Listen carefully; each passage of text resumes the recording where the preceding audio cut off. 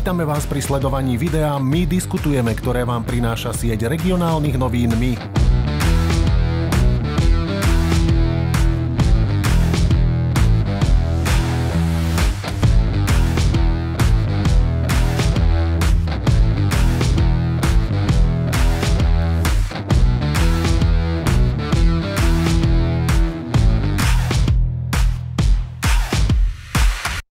Milí diváci a fanúšikovia regionálnych novín My.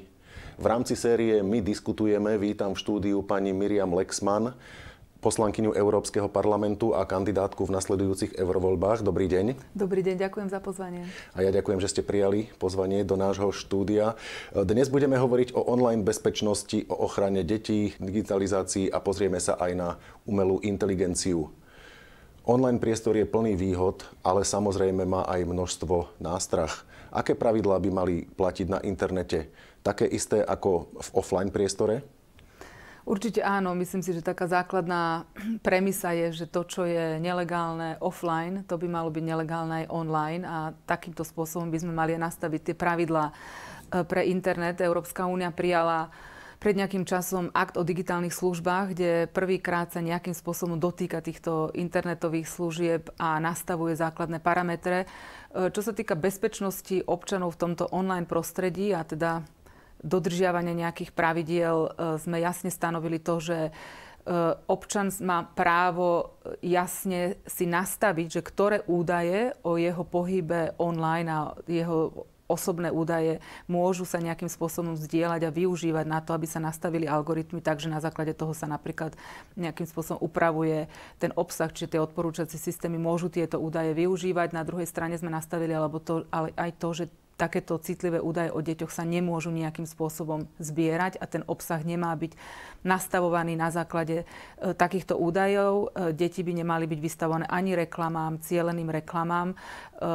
Tiež sme nastavili tie pravidlá tak, že aby sa nepoužívali také tzv. Temné vzorce, že človek ani nevie, čo odklikne, alebo také finty na klientov, zákazníkov, na občanov, že keď potrebujem práve nejakú rýchlu informáciu, tak sa mi tam ukáže okienko, že musím niečo odsúhlasiť, ani neviem, čo odsúhlasím, len aby som sa dostal k tomu výsledku. Takýmto spôsobom častokrát máme nastavené tie parametre tak, že povolíme zbieranie týchto údajov bez toho, že by sme to napríklad vedeli. A je to teda veľmi dôležité, aby na jednej strane táto ochrana citlivých údajov občanov bola zabezpečená, na druhej strane to vytvára aj takú väčšiu otvorenosť toho internetového priestoru s tým, že na základe našich údajov nie sme zatláčaní do nejakých bublín, že máme väčší rozhľad aj mimo tej našej bubliny alebo toho nášho názorového spektra. O tom ešte môžeme hovoriť o tých odporúčacích systémov na sociálnych sieťach. Čiže to je veľmi dôležité. Samozrejme aj tie služby, ktoré sa týkajú obchodného vzťahu, tie online e-shopy, obchody, tam sa jasne nastavujú parametre, akým spôsobom môžu fungovať, aby teda tam bola čo najväčšia bezpečnosť pre občanov. A spomeniem už iba jednu vec, ktorej sa neskôr budeme venovať, je ochrana hlavne detí alebo aj občanov pred sexuálnym zneužívaním online, čo je žiaľ veľmi rozšírený fenomén a fenomén, pre ktorými musíme brániť našich občanov a teda hlavne tých najmladších, naše deti. Aj k tomu sa pripravuje legislatíva, ktorá má viac chrániť tento priestor. Čiže opäť máme pravidlá už dnes také, ktoré by mali nejakým spôsobom aj zabezpečiť to, aby sa nelegálny obsah sťahoval, aby sa toxický obsah, dezinformácie, rôzne napríklad rôzne osočovania, hanlivé osočovania nejakých ľudí, aby sa digitálna kyberšikana, aby sa nejakým spôsobom eliminovali tieto negatívny obsah na internete a jasne sa nastavili pravidlá tak, že ako som hovorila, to, čo už máme jasne stanovené, že je nelegálne v tom offline živote, aby sme to preniesli aj na ten online život. Áno, ako povedala napríklad aj prezidentka, že nemali by mať ľudia potrebu hneď niečo komentovať, hneď všetko komentovať alebo aj kritizovať. A sú dostupné dáta? Určite áno, ale tu poviem jednu vec, že samozrejme ten dialog treba nechať. aj to, aby si ľudia prejavili svoj názor, že je veľmi dôležité chrániť tú slobodu prejavu, ale na druhej strane my aj v tom prejave máme niektoré veci, ktoré sú jasne definované, že sú neakceptovateľné, keď priamo na niekoho útočíte, priamo, alebo na druhej strane aj jasne sa ukázalo, že tie klamlivé informácie môžu mať aj negatívny vplyv na zdravie alebo mentálne zdravie človeka. Čiže toto je veľmi dôležité, aby sme nejakým spôsobom eliminovali a aby sme zaviazali tie sociálne siete na to, aby keďže vytvárajú a nejakým spôsobom sú zodpovedné za ten priestor, aby urobili všetky kroky, ktoré sú nevyhnutné na to, aby sa takýto obsah viac nevyskytoval alebo aby tento obsah sa eliminoval. Sú dostupné dáta, ako deti a mladí ľudia na Slovensku vnímajú svoje správanie v online priestore? Áno, máme takéto prieskumy na Slovensku, sú aj samozrejme celoeurópske, kde sa to dá porovnať a treba povedať, že to duševné zdravie našich detí je vystavované veľkému tlaku práve s týmito sociálnymi sieťami. Až 1/3 našich detí povedala, že na internete ich niekedy niečo tak rozrušilo, že sa veľmi ťažko s tým vysporiadavali. A aký to bol obsah, to zatiaľ neanalyzovalo, alebo o niektorom druhu obsahu vieme, ale jednoducho deti sú vystavované obsahu, ktoré ich rozruší a čo je ešte možno že horšie, že 1/2 z týchto detí, ktorá bola takto zaskočená tým obsahom, ktoré im ponúkli tieto sociálne siete, o tom s nikým nehovorili. Čiže vieme, že aj toto je teda ten sekundárny problém, že je veľmi dôležité vytvoriť pre naše deti také prostredie, aby keďže ich nedokážeme úplne chrániť, že naozaj sa nestane, že by boli vystavené takému obsahu, čo ich rozruší, aby sa cítili bezpečne v prostredí jednak rodiny, jednak v škole napríklad, kde trávia veľmi veľa času, aby tam buď s učiteľmi alebo s nejakými staršími spolužiakmi, aby vedeli, alebo aj rovesníkmi, čo nie je úplne najodporúčanejší spôsob, aby vedeli takýmto spôsobom si vyventilovať to, čo sa stalo, ale aby sme aj my ako spoločnosť vedeli viac kontrolovať, že čo sa na tom internete deje. Ďalšia otázka je, alebo teda výsledok týchto prieskumov, že až 1/2 detí bola vystavená sexuálnemu obsahu oveľa skôr, ako psychológovia odporúčajú, že by tieto deti mali mať už prehľad o rôznom, teda o tomto obsahu a teda styk s takýmto obsahom. Ďalšia vec je online šikana. Až 1/3 našich detí nejakým spôsobom zažila online šikanu. A vieme, že toto je fenomén, ktorému sa treba venovať, preto lebo aj na Slovensku sme už mali prípady, kde tá šikana došla až tak ďaleko, že ohrozila alebo žiaľ ukončila život našich detí a toto sa nesmie stávať a musíme viacej chrániť naše deti jednak v tom online prostredí a o tom budeme ešte aj ďalej hovoriť, že čo sa dá urobiť preto viac, aby sme hlavne deti chránili v tomto prostredí, ale na druhej strane treba vytvoriť aj také záchranné mechanizmy, aby rodičia vedeli, ako hovoriť s deťmi o tom, že aký obsah vyhľadávajú na tých sociálnych sieťach, keď ich niečo rozrušilo, aby sa tam vytvoril taký vzťah, aby vedeli tie deti, že tým rodičom to môžu sa s tým zdôveriť, aby tí rodičia viedli tie deti k tomu, aby napríklad keď vidia takýto obsah, alebo sú vystavené takýmto obsahu, aby aj si same limitovali, že čo chcú vidieť a čo nechcú vidieť, ale na druhej strane, aby mali aj niekoho, s kým to zdieľať. Ja som sama aj prispela k vydaniu také publikácie ako na technológie v rodine, ktorú napísala Andrea Cox, riaditeľka DGIQ, mimovládnej organizácie, ktorá sa venuje vyslovene tejto problematike a snaží sa viesť aj deti, aj dospelých, teda aj pedagógov, aj rodičov k tomu, aby nejakým spôsobom spoločne zvládli túto situáciu, lebo ten internet a tie sociálne siete tiež vytvárajú obrovské pozitívne možnosti aj pre tie deti, aj pre ten rozvoj, ale treba to nejakým spôsobom vždy držať v takých tých zdravých koľajách. A táto publikácia pomáha rodičom a pedagógom ako na to. Možno poviem takú jednu dôležitú vec, ktorá možno trápi mnohých rodičov, že niekedy ten rodič si myslí, že, alebo je to aj pravda, že vie menej o tom internete, o tých sociálnych sieťach, o tých moderných technológiách, ako to dieťa. Hanbí sa otvoriť tú diskusiu, lebo sa bojí, že vlastne to dieťa ho nejakým spôsobom predčí v tých znalostiach. Ale dôležité je to, že aj keď vedieme dialog s dieťaťom a teda máme pocit, že vieme menej, nechať to dieťa, že však ono vie viac a priznať si to, ale na druhej strane jasne ukázať, že čo sa týka ochrany toho duševného zdravia, čo sa týka toho, čo je dobré, nie je dobré, čo je správne alebo nie je správne, alebo že ako sa postaviť voči tým niektorým obsahom na tých sociálnych sieťach, že to ten rodič vie viac, vie lepšie a vie toho viac. A je dobré, aby to dieťa to tiež takto vnímalo a tým sa vytvorí taký zdravý dialog medzi dieťaťom a dospelým, kde to dieťa v tomto dialogu je aj chránené. Áno, druhý prípad je taký, keď ten rodič vidí, že to, aké je to dieťa dobré, však tam na mobile, číta si na mobile niečo, pozerá a nevie ten rodič ani, že čo vlastne to dieťa tam pozerá, aký obsah. Keď hovoríme o tých mobilných telefónoch, aj na Slovensku sa už hovorí o zákaze mobilných telefónov v školách. V akom je to štádiu? Hovorí sa o tom aj v Európe, v Európskom parlamente? Áno, treba povedať, že už mnohé európske krajiny majú takýto zákaz. Samozrejme je to rôzne nastavené, limitované podľa veku detí v rôznych stupňoch vzdelávacích zariadeniach. A napríklad už Taliansko, Francúzsko, Grécko už dlhší čas pristúpili k takýmto zákazom mobilných digitálnych nástrojov v školách. Treba povedať, že samozrejme treba to aj odstupňovať s ohľadom na vek, ale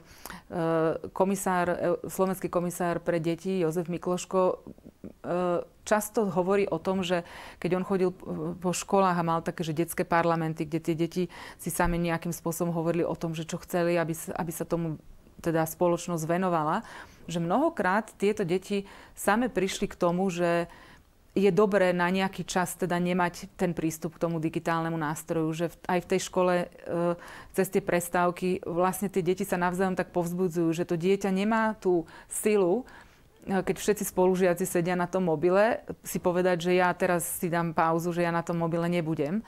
Ale na druhej strane vie, že pokiaľ, ako keby keď sa to zakáže všetkým, alebo teda vedú sa tie deti k tomu, že teraz sa tu mobily používať nebudú, preto lebo chceme povzbudiť inú formu komunikácie napríklad medzi sebou, tak tie deti to v podstate ocenia. Niektoré školy som počula, že majú také časti školy alebo nejaký priestor, kde teda je, že bezmobilový priestor, že aj keď teda ten zákaz ešte nie je, ale teda vytvárajú školy taký priestor, kde tie deti majú nejaký taký oddychový kútik, kde môžu si čítať knižky alebo sa rozprávať alebo tak.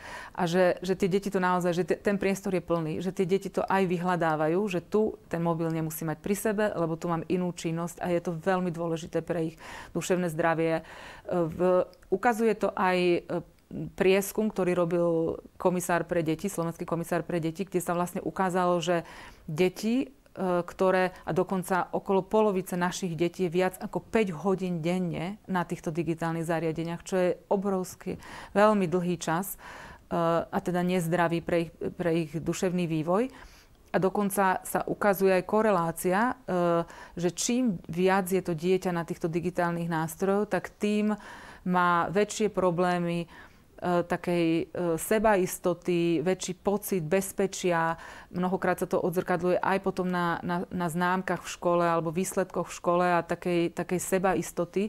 Čiže naozaj medzi týmto je dokazateľná súvzťažnosť, že čím to dieťa je viac na tých digitálnych službách, tým viac je vystavené možno aj teda tomu ohrozeniu, čo sa týka jeho duševného zdravia, aj potom sa tam znižuje ten výkon a tá schopnosť mať zdravé vzťahy vo svojom okolí, v rodine, v škole, s kamarátmi a tak ďalej a tak ďalej. Preto je to veľmi dôležité, aby sme venovali tomuto pozornosť. Na jednej strane teda takým nastavením toho prostredia, aby to čím viac sme zamedzili, aby tie deti boli neustále na tých nástrojoch, ale aby sme aj vytvorili tie komunikačné nejaké mechanizmy tak, aby to dieťa dokázalo o týchto veciach hovoriť s rodičmi, s učiteľmi, aby to prostredie bolo nastavené tak, že je to vec, o ktorej sa chceme všetci rozprávať, lebo ako hovorím, ten internet prináša mnoho dobrá aj napríklad pre vzdelávanie tých detí. Už dnes je úžasné, že deti dokážu na internete si nájsť informácie, poskladať si to do tej školskej práce, mať oveľa väčší rozhľad týmto pádom. Čiže určite to treba podporovať, ale treba to podporovať tak, aby to nejakým spôsobom to dieťa neohrozovalo. Čo sa týka sociálnych sietí, tak najviac sa diskutuje o TikToku. V Spojených štátoch amerických dokonca plánujú jeho zákaz. V Európe sa zase hovorí o jeho verzii Lite, ako o dosť nebezpečnej. A vieme, že vy sa tejto téme venujete, tak čo prináša táto aplikácia, alebo ako postupovať? Áno, ja som už dávno s niektorými kolegami z Európskeho parlamentu upozorňovala Európsku komisiu na to, že by sme mali nejakým spôsobom sa venovať bezpečnosti citlivých dát o našich občanoch a v súvislosti teda so spoločnosťou TikTok alebo teda s touto platformou TikTok, keďže nevieme, akým spôsobom sú uchovávané a akým spôsobom sú spracovávané tieto dáta. A vieme už to, že aj Európska komisia, aj mnohé členské štáty, dokonca aj Slovensko pristúpilo k tomu, že vysokí politickí predstavitelia by nemali mať nainštalovanú túto sociálnu sieť na digitálnych nástrojoch, kde majú aj citlivé údaje, ktoré sa týkajú legislatívy, prípravy legislatívy, štátnej správy. Čiže práve preto táto platforma nemôže byť, táto sociálna sieť nemôže byť nainštalovaná spolu napríklad s prístupom k e-mailu daného politika alebo vysokého štátneho úradníka. K takémuto opatreniu prišli už mnohé krajiny a teda takéto opatrenie je aj v Európskej komisii, kde vysokí úradníci Európskej komisie, europoslanci teda nemôžu takýmto spôsobom umožňovať tejto platforme zbierať citlivé dáta z našich digitálnych nástrojov.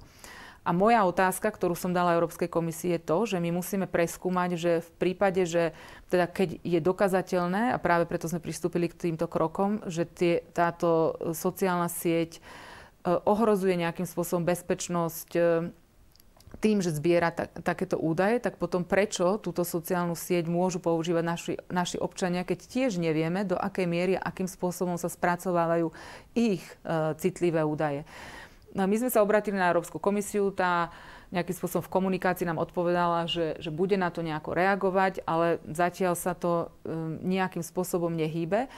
A pre mňa je veľmi dôležité, že teraz sa to nejako pohlo, i keď v súvislosti iba s jednou časťou vlastne tej sociálnej siete, ten TikTok Lite, kde vlastne ide o to, že ten používateľ získava pri pozeraní videí alebo nejakých častí tej siete získava nejaké kredity, za čo dostáva v podstate nejakú odmenu v podobe nejakých obchodných balíčkov.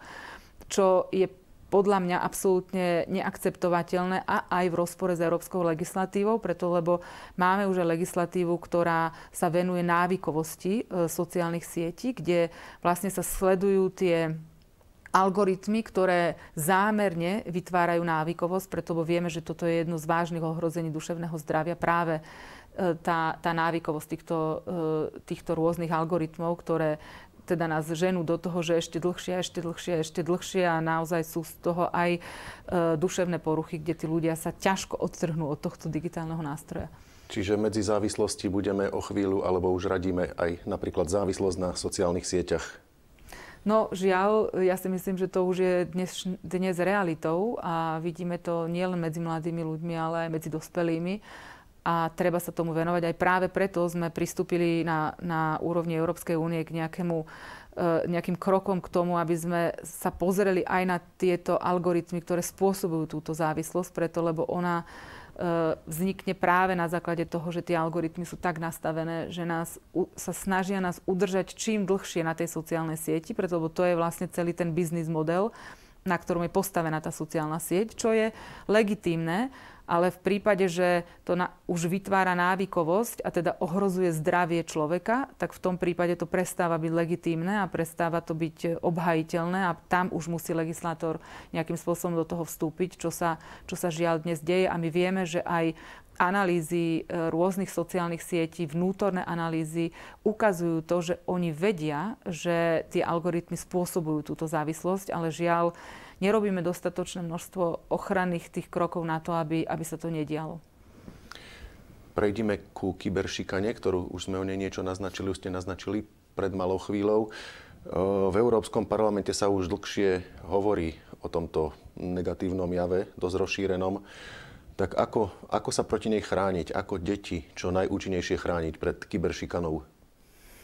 Je to veľká otázka. Treba povedať, že tá kyberšikana sa odohráva aj online, aj offline a mnohokrát zmiešane. Čiže je to fenomén, ktorému sa musíme venovať z rôznych pohľadov a z rôznych hľadísk. Ale žiaľ, už máme aj v Európskej únii prípady, kedy vlastne sociálne siete a tie algoritmy dohnali až deti k vážnemu poškodeniu zdravia alebo až k smrti. Tým, že bol taký veľmi známy prípad je Molly Russell, ktorá vlastne sudcovia skúmali, že akému obsahu na sociálnych sieťach bola vystavená tesne predtým, ako si zobrala život a vlastne sa ukázalo, že tie návody na to, ako seba poškodzovať, ako si zobrať život, boli jej poskytované mnohými teda aj platformami, aj teda tými jednotlivými informáciami, ktoré získala, teda ktoré dostávala, ktorým bola vystavovaná na týchto sociálnych sieťach. Ďalší taký príklad je Nicole Fox, kde to bolo vlastne kombinované, lebo tam teda veľkú úlohu žiaľ teda zohrali aj spolužiaci a blízki priatelia, ktorí jej zasielali rôzne správy a videá. Jej matku Jackie Fox sme mali aj v Európskom parlamente a mali sme s ňou dlhý rozhovor o tom, že ako viac a lepšie chrániť deti práve pred touto kyberšikanou. Je na Slovensku napríklad na rozdiel od Írska, odkiaľ pochádza Nicole Fox, už máme definovaný toto ako trestný čin, ale treba to ešte, by som povedala, že jasnejšie definovať aj vo vzťahu k tým rôznym fenoménom, akým spôsobom táto kyberšikana prebieha, ale teda v Írsku to vtedy ešte nebolo definované, čiže tým pádom vlastne sa ako keby ani nedalo zachrániť život, už žiaľ sa nedal, ale nejakým spôsobom vyvodiť z toho také dôsledky, aby sa toto nestávalo. Treba povedať ale, že na úrovni Európskej únie sa to ťažko rieši, lebo práve sa to týka toho trestného zákona alebo zákonníka, ktorý to do veľkej miery spadá do kompetencie členských štátov a mnohé členské štáty to už majú nejakým spôsobom regulované. Čiže to skôr ide o takú výmenu informácií, ako lepšie a efektívnejšie chrániť teda deti, ale aj dospelých pred týmto druhom útokov. Veľkou témou je aj to, že sociálne siete sú dnes pre mnohých, a nielen mladých, ale aj dospelých a takisto aj seniorov, jedinými, nazvime to, informačnými kanálmi, cez ktoré prijímajú informácie. Často sú v rôznych prostrediach, v rôznych bublinách, ako sa hovorí, kde sú vystavení, dajme tomu, konšpiračným teóriám alebo nejakej propagande. A nevedia to v podstate odlíšiť od tej skutočnej žurnalistiky. Je možné túto situáciu nejako zvrátiť, alebo ako postupovať v tomto prípade? Ja si myslím, že je veľmi dôležité, aby sme ako spoločnosť hľadali takú zdravú strednú cestu a zdravý rozum. Lebo na jednej strane sa hovorí, že tie sociálne siete, aké zlo prinášajú, na druhej strane oni sú takým aj zrkadlom našej spoločnosti. Čiže asi sa nám nepodarí nikdy úplne eliminovať akýkoľvek toxický obsah na tých sociálnych sieťach, keďže žiaľ mnohokrát je vytváraný aj spoluobčanmi, lebo mnohokrát vidíme, že taká tá negatívna emócia, taká zlá nálada a nejakým spôsobom sa vysporiadávania často možno s vlastnými problémami cez to, že niekomu naozaj naložíme a škaredo sa vyjadrujeme na týchto sieťach. Dokonca som sa stretla aj s tým, že niekedy ľudia sa vyjadrujú oveľa negatívnejšie na sociálnej siete ako v reálnom živote, že ako keby to vytvára taký priestor, kde sme schovaní za tým počítačom alebo za tým telefónom a zabúdame na to, že tam je ten vonkajší svet, ktorý my spolu vytvárame. Aj ten spôsob komunikácie na tých sociálnych sieťach. Každý z nás spolu vytvára tým, že je toho súčasťou a môže tam prispieť pozitívne alebo negatívne. Na druhej strane samozrejme treba vzdelávať nie len deti, ale aj dospelých, aby sme ako spoločnosť mali aj takú zdravú imunitu voči tomu, čo ten obsah, ktorý na tých sociálnych sieťach, alebo teda v médiách, alebo internetových médiách všeobecne, ale väčšina ľudí aj tak k tým internetovým médiám príde cez tie sociálne siete, že to je tá brána, že aby sme sa naučili rozlišovať medzi dezinformáciami a pravdivými informáciami, aby sme neupadli do toho, že to, čo sa nám zdá, možno, že nejaké zaujímavé, ale je to nepravdivé, že to šírime preto, lebo sa nám to zdá, že to nám budú druhí lajkovať a možno len s týmto úmyslom to ďalej posielame do sveta a takýmto spôsobom tieto informácie podporujeme. Je veľmi dôležité si budovať takú zdravý postoj, že človek je zodpovedný, aby sám hľadal pravdu, aby si vyhľadával rôzne informácie, aby si vyhľadával opačný uhol pohľadu, keď sa stretne s nejakou informáciou, porovnával, hľadal nejaké dôkazy, porovnával napríklad, keď sa týka to nejakej mediálnej informácie, že ktoré médiá o tom píšu. Vytvoril si aj taký akože zdravý odstup od toho, že ktoré médiá napríklad preberajú zodpovednosť, kde sú nejaké redakčné rady, kde preberá niekto konkrétny zodpovednosť za ten obsah a odlíšili ich od médií, kde vlastne my nevieme, kto je tvorcom tých informácií a za akým účelom. Čiže toto je taká ako keby zdravá zodpovednosť nás všetkých na tých sociálnych sieťach, ktorú musíme si budovať. A tu je zaujímavé to, že my sme ako keby všetci spolu zodpovední. Že každý ten jeden článok je nejakým spôsobom zodpovedný za to, ako tie sociálne siete vyzerajú, čo teda posúvame ďalej. Samozrejme, a to sa ešte možno vrátime k tomu aj, keď budeme rozprávať o akte o umelej inteligencii, že veľkú úlohu tu zohrávajú aj tie algoritmy a tie odporúčacie siete, odporúčacie systémy, akým spôsobom sú nastavené. A tomu sa budem venovať neskôr. Čiže áno, tieto odporúčacie systémy určite treba nejakým spôsobom možno sa ich chytiť alebo dotknúť tak, aby neboli nastavené tak, že vždy tá negatívna alebo nelegálna informácia alebo niečo, čo je nezákonné alebo niečo, čo je kontroverzné, bude uprednostňované. Ale na druhej strane aj my spolu vytvárame, ako tie algoritmy reagujú, lebo keď sa budeme zodpovednejšie správať, tak aj tie algoritmy to budú inak vyhodnocovať. Čiže tá taká zodpovednosť a vedenie k tomu aj tých mladých je veľmi dôležité. Áno, vy sa aj stretávate aj s mladými ľuďmi, aj so seniormi vlastne, tak neviem, že ako oni o tom hovoríte o tomto s nimi? Áno, ja sa snažím s mladými ľuďmi o tom rozprávať, keď chodím do škôl, alebo vôbec, keď sa stretávam s mladými ľuďmi hlavne, teda tak vždy otvorím túto tému, lebo si myslím, že je to veľmi dôležité. Aj už z toho hľadiska, že tým mladým ľuďom hovorím, že oni oveľa v nižšom veku majú ako keby spolu zodpovednosť za aj riadenie našej krajiny a za ten diskurs o tých veciach verejných, lebo keď som ja bola v ich veku, tak neboli sociálne siete a ja som sa nemala akým spôsobom zapájať do toho diskurzu, ale tí mladí ľudia to už vlastne môžu robiť. A preto je dôležité, aby si to aj uvedomovali, že oni tiež ako keby nesú tú zodpovednosť a treba ich aj s takou láskou a rešpektom viesť k tomu, aby tú svoju úlohu, ktorú môžu mať, zohrávali pozitívne. Toto je, myslím si, že veľmi dôležité. Samozrejme je to dôležité v každom veku. Je dôležité, aby aj rodičia sa o tom rozprávali, aj seniori alebo rodičia týchto detí so svojimi rodičmi, čiže starými rodičmi, kde mnohokrát, aj keď sme hovorili o tej závislosti, že mnohokrát si hovoríme, že keď ten starý rodič, alebo teda ten senior príde do toho dôchodkového veku, má viacej času, tak vlastne viac vystavený tým sociálnym sieťam a mnohokrát práve žiaľ tie návykové algoritmy ich do toho stiahnu a je veľmi dôležité, aby sme aj seniorov chránili pred tým, aby takýmto spôsobom sa stávali závislými. A ešte chcem otvoriť jednu tému, aspoň sa aj dotknúť, čo sa týka hlavne teda ochrany našich detí v tom online prostredí, a to je sexuálne zneužívanie detí online.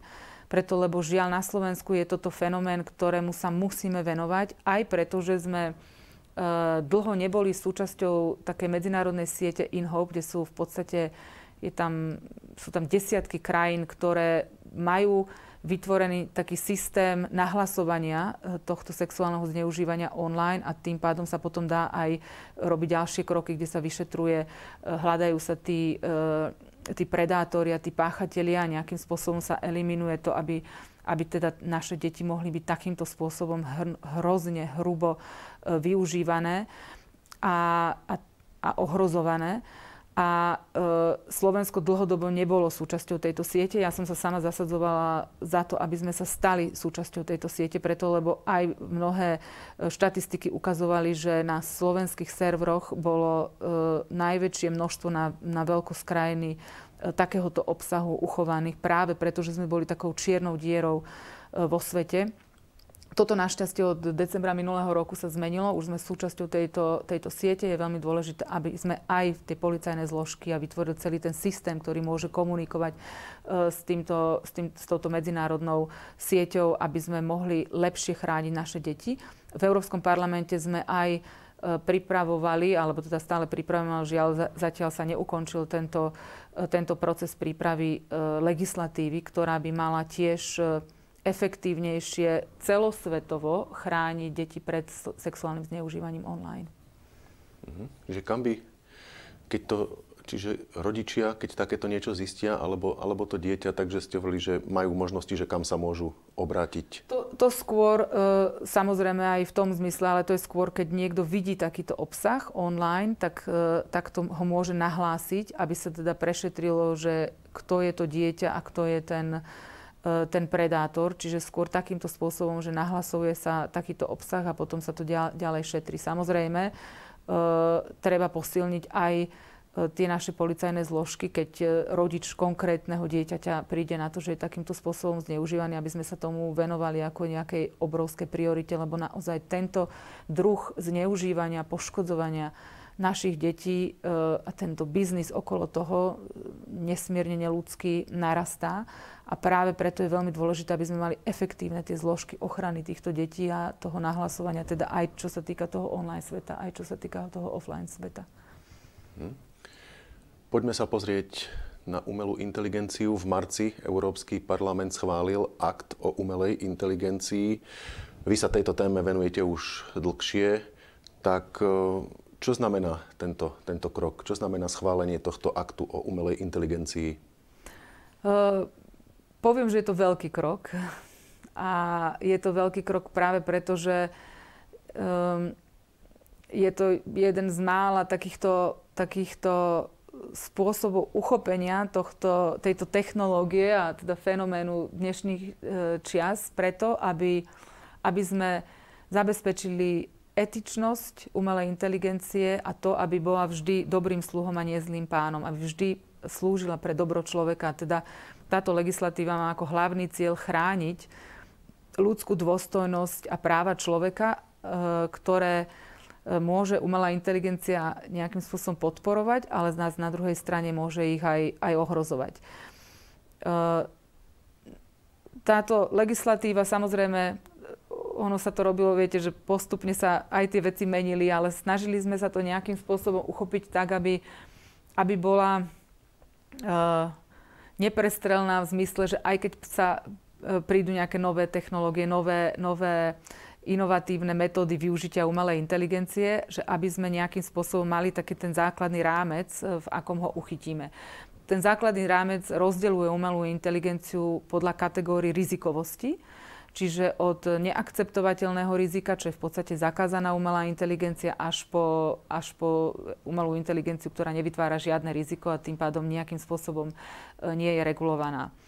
A už teda to odstupňovanie tam prichádza k regulácii, napríklad do tej kategórie neakceptovateľného rizika patrí umelá inteligencia, ktorá by nejakým spôsobom kategorizovala ľudí na základe ich charakteristických osobných črt, alebo napríklad umelá inteligencia, ktorá nejakým spôsobom, alebo biometrická identifikácia ľudí na diaľku bez ich vedomia, čiže napríklad umelá inteligencia na rozpoznávanie tvári, nemôže byť použitá tak, že na verejnom priestranstve by človek nejakým spôsobom bol sledovaný, to už potom ten veľký brat by sa to mohlo tak nazvať.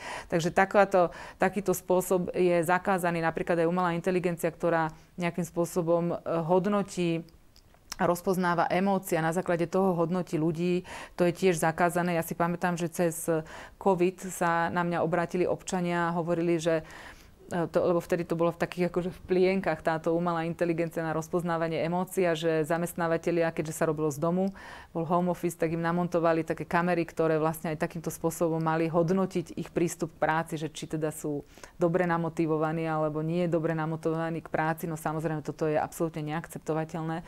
My sa nemôžeme dostať do situácie, že naši občania budú takýmto spôsobom sledovaní a hodnotení, lebo toto je praktika, ktorá sa deje v totalitnej komunistickej Číne, čo teda je to strašná praktika, kde naozaj na verejných priestorstvách ľudia sú takýmto spôsobom sledovaní a na základe nejakých kreditov, ktoré dostávajú na svoje správanie, potom majú nejaké výhody alebo teda sa stávajú občanmi nižšej kategórie.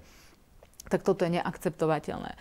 Dlho sme hovorili o tej umelej inteligencii na rozpoznávanie tvári, preto lebo zase na druhej strane ono to niekedy môže slúžiť na ochranu ľudí pred nejakým teroristickým útokom alebo v prípade, že príde k únosu človeka na veľkom priestranstve, na futbalovom štadióne a tak ďalej. Ale tam sa tie parametre nastavili tak, že jednoducho sa ten údaj, jednak, že tí ľudia musia o tom vedieť, že takéto kamery na rozpoznávanie tvári sú tam namontované a ten údaj o tom, že kto kde bol, sa použije len na to, aby sa napríklad našiel ten únosca, alebo to dieťa unosené, alebo ten človek unesený, alebo teda nejakým spôsobom vyšetril ten teroristický útok, ale bez toho, aby sa tie údaje uchovávali, že kto iný vlastne na tom štadióne bol, alebo tak ďalej a tak ďalej. Čiže môže sa to ako keby iba na veľmi jasne špecificky určený účel, aj tam musí vstúpiť do toho súd, musia tam byť jasné rozhodnutia, povolenia, čiže nie je to taký proces, že niekto si nejakým spôsobom namontuje tieto kamery a bude ich používať. Na to sú veľmi, veľmi, veľmi jasne špecifikované kroky, ktoré sa môžu použiť na to, aby sa takáto technológia uviedla do praxe.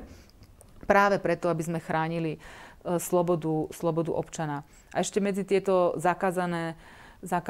medzi zakázanú umelú inteligenciu patria napríklad autonómne zbrane, kde teda sa snažíme naozaj tieto zbrane absolútne eliminovať, aby neboli používané.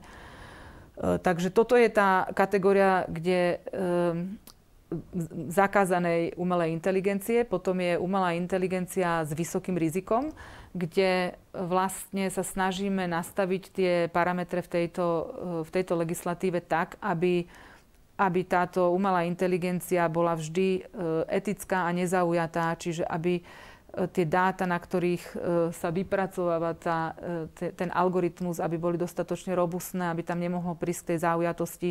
Tu napríklad sa tu zaraďuje tá umelá inteligencia, ktorá sa používa v zdravotníctve pri nastavení diagnózy a tak ďalej. Čiže je to veľmi dôležité, aby naozaj tam to bolo všetko dostatočne robustné na to, aby tam neprišlo k nejakým omylom.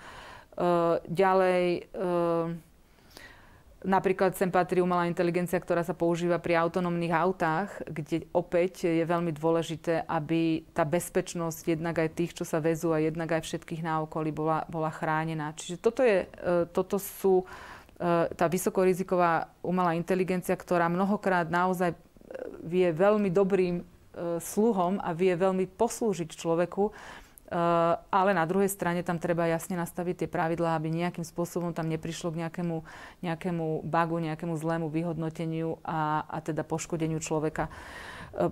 Tu poviem jednu vec, že ja som sa snažila, aby sme medzi túto vysokorizikovú umelú inteligenciu zaradili práve aj tie odporúčacie systémy sociálnych sietí, kde, ako som už predtým spomenula, kde je to riziko, že tieto algoritmy naozaj sú nastavené tak, že vytvárajú zámerne návykovosť alebo uprednostňujú toxický obsah, nelegálny obsah, taký deštrukčný obsah voči možno vyváženému spravodajstvu alebo informáciám. A práve preto nejakým spôsobom znehodnocujú ten verejný diskurs alebo ho ako keby posúvajú možno tam, kde by sme nechceli. Žiaľ, toto sa nepodarilo, ale teda Európsky parlament to prijal ako svoju pozíciu, ale žiaľ už v tom trialógu sa nám to nepodarilo posunúť ďalej. Čiže stále je to ešte otvorená záležitosť a uvidíme, že do akej miery sa táto legislatíva bude posúvať. Tie inštitúcie, ktoré budú aj vytvorené v súvislosti s touto legislatívou, budú samozrejme ďalej a ďalej pracovať a nejakým spôsobom zhodnocovať vývoj, preto lebo nie je možné, aby sme nastavili teraz tú legislatívu a už sa s ňou nebude hýbať. Poviem práve aj prečo, lebo počas toho, ako sme vlastne nastavovali tie kategórie tej umelej inteligencie na základe tej rizikovosti, prišiel veľký boom chatu GPT, čiže tej umelej inteligencii všeobecného použitia, kde sme ju nevedeli nejakým spôsobom zaradiť do ani jednej tej kategórie a napokon sa vytvorila zvlášť kategória, ktorá nejakým spôsobom sa snaží uchopiť túto umelú inteligenciu, ktorá nie je vyvíjaná za konkrétnym cieľom alebo na konkrétne použitie a práve preto tam treba pristúpiť pri tej regulácii trošku iným spôsobom. Mali by ľudia vedieť, kedy majú dočinenia s umelou inteligenciou alebo pri nejakom produkte, že čo ja viem, tento produkt bol vygenerovaný umelou inteligenciou, smeruje sa k tomu, že časom sa na toto pristúpi? Určite áno.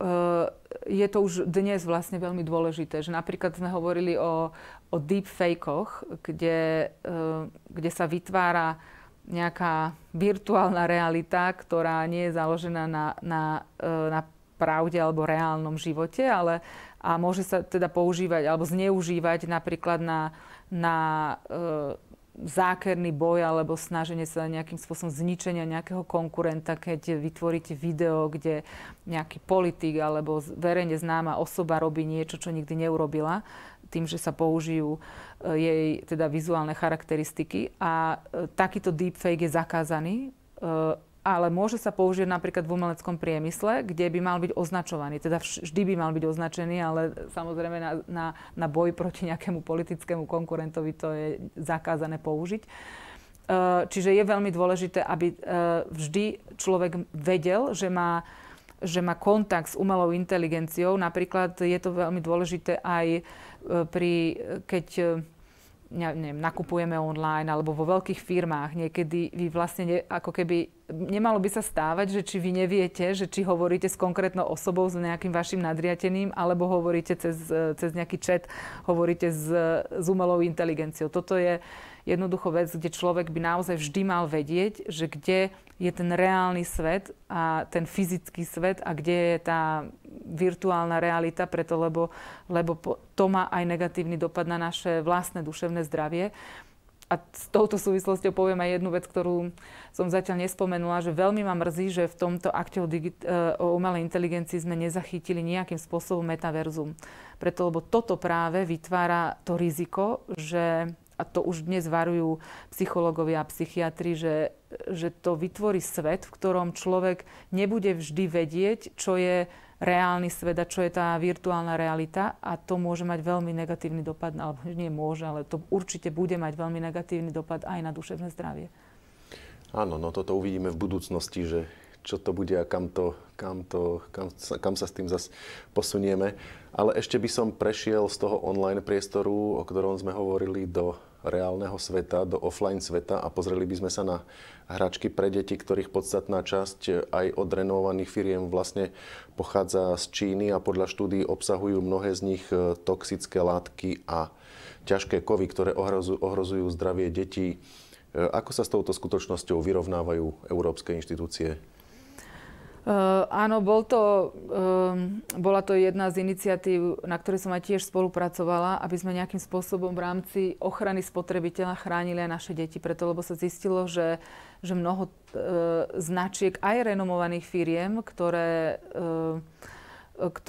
nie sú ani také lacné, tak tieto hračky obsahujú toxické látky, tie PFAS látky, ťažké kovy, tie vlastne majú veľmi negatívny vplyv na zdravie dieťaťa, nie len keď to dieťa oblizuje alebo žuje tú hračku, ale aj napríklad vdychovaním, keď je tá hračka v miestnosti. Čiže veľmi, veľmi nebezpečné hračky. A v Európskej únii máme skoro 70% hračiek dovážaných z Číny, kde teda tie nastavenia nezodpovedajú tým parametrom, ktoré by mali byť stanovené na ochranu zdravia našich detí.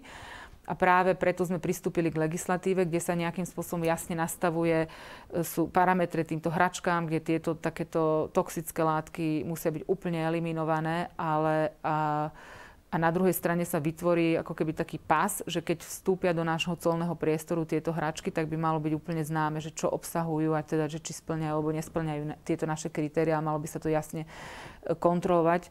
Ja som aj v rámci takej medziparlamentnej aliancie pre Čínu, kde som spolupredsednička pre Európsku úniu, kde poslanci demokratických krajín sveta nejakým spôsobom sa snažíme komunikovať a vytvárať také politiky, ktoré chránia našich občanov. Sme sa aj tam snažili nejako skoordinovať, aby sme prijali takéto legislatívy teda v rôznych častiach sveta, lebo naozaj tá ochrana našich tých najmenších je veľmi dôležitá, a teda hlavne aj keď sme nedokázali tým rodičom povedať, že ktoré značky áno a ktoré nie, lebo ako som spomenula, aj tie drahšie hračky žiaľ obsahovali takéto škodlivé látky. A tu ešte poviem jednu vec, že v tejto legislatíve sme nastavili parametre aj pre hračky, pre digitálne hračky alebo hračky, ktoré sú napojené online na internet, lebo opäť vieme, že žiaľ, cez takéto hračky sa mnohokrát zbierajú údaje o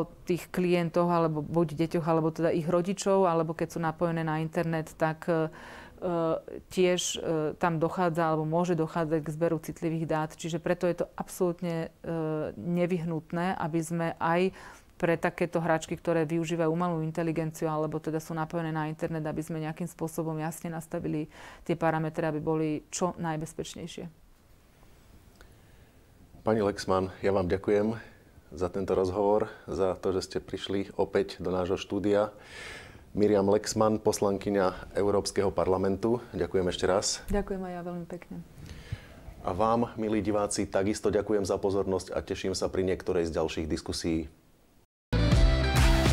Získajte exkluzívny obsah z regiónov. Digitálnym predplatným pomáhate tvoriť aj My diskutujeme. Viac informácií na myregiony.sk.